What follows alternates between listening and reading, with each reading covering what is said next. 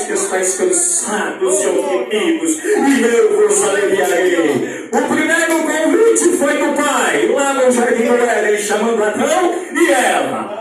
Milênios se passam, agora nós temos o convite do Filho, aproximadamente 2000 anos atrás, dizendo: vinde a mim, todos vós que estáis cansados e oprimidos, que eu vos aliviarei. Por que, meus irmãos, Jesus faz este convite, reforçando o convite do Pai há milênios atrás? Por que Jesus faz e reforça este segundo convite? Antes era do Pai, o convite do Pai, agora é o convite do Filho, dizendo: vinde a mim e vinde a mim. Então Jesus agora estava reforçando o convite do Pai Todo-Poderoso. Agora, meus irmãos, por que Jesus ele reforça este convite abençoado e glorioso da parte da eternidade? Sabe por quê? Porque o próprio Jesus ele já sabia que o próprio Satanás, quando ele desce do céu para a terra, ele leva consigo a terça parte dos anjos de Deus, que terminaram se transformando em demônios. Então, o próprio Jesus sabe, quando ele diz para os seus discípulos em Lucas capítulo 10, o versículo de número 19 e o versículo de número 17: eu vi a Satanás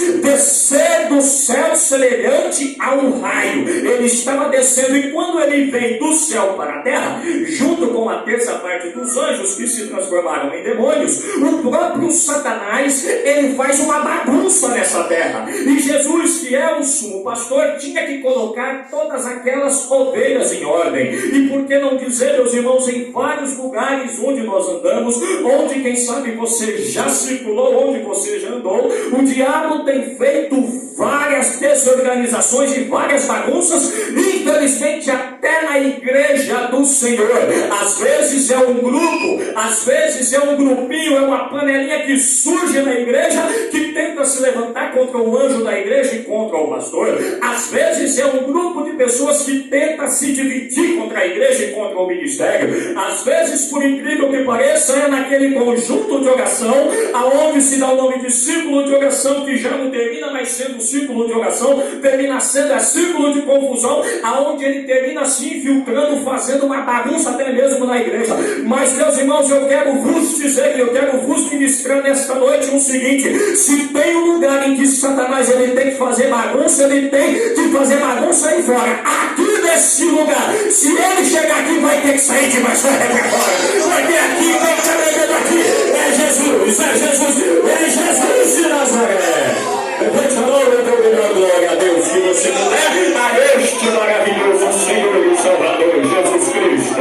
A Bíblia Sagrada nos diz: vinde a mim, vinde a mim, vinde a mim, todos vós que estáis cansados e oprimidos, que eu vos aliviarei. Sabe por quê? Jesus pega aquela multidão, coloca todas em ordem ali quando ele chama, e muitos deles terminam vindo até o próprio maravilhoso Senhor e Salvador Jesus de Nazaré. E aqueles líderes religiosos vão ficando sem as pessoas, porque estão vendo que quando Jesus ele se apresenta, ele termina colocando toda a humanidade em ordem. A vida da pessoa que estava bagunçada, ele termina colocando tudo em ordem, sendo o supremo e o sumo pastor. A pessoa vinha para Jesus com lepra, saía curada. A pessoa vinha até Jesus com problemas familiares, Jesus ia lá e ressuscitava.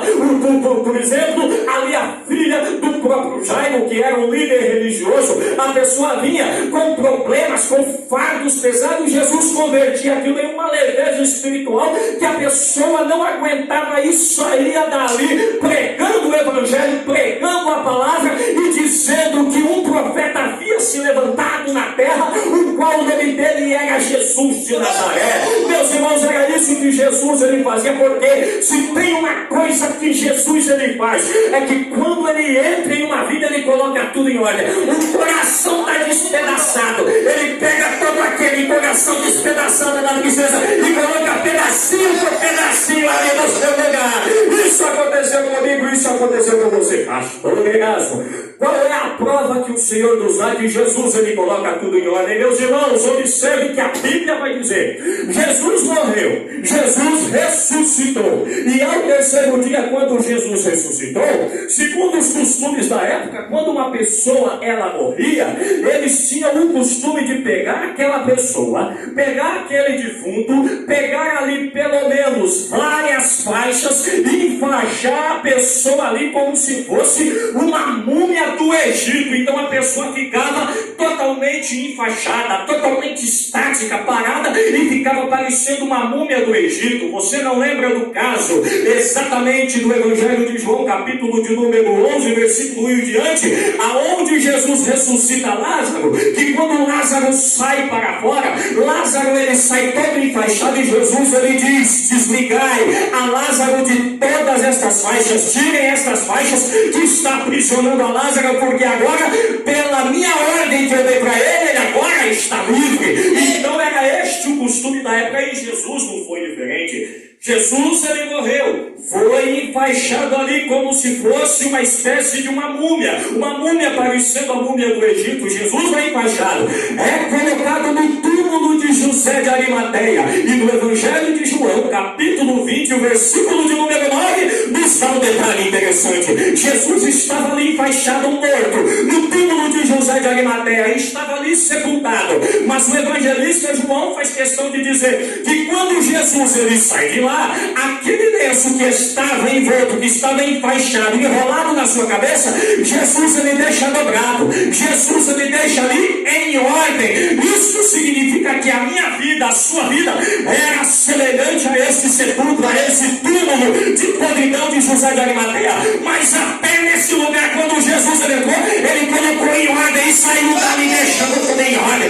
A tua vida, meu irmão, a tua vida estava desorganizada na tristeza, estava desorganizada nos vícios, estava desorganizada nas drogas, mas o que aconteceu? Jesus ele entrou dentro do teu coração, parecendo este túmulo de José de Arimateia, e disse: o que é que está em ordem aqui? Deixa eu rastrear. Está em desordem a família? Eu vou colocar tudo em ordem. Está em desordem aqui a vida conjugal, vou colocar em ordem. Está em desordem aqui a vida familiar, a vida de felicidade, vou colocar tudo em ordem. E a prova disso é que hoje você está aqui, meu irmão, é que você hoje está aqui, meu irmão, aqui na concentrada, dizendo que só, Senhor, ó Deus, porque eu sei que o meu Redentor ele vive, e que por dia ele se levantará da terra, porque ele colocou a tua vida em ordem, em ordem, em ordem, em ordem.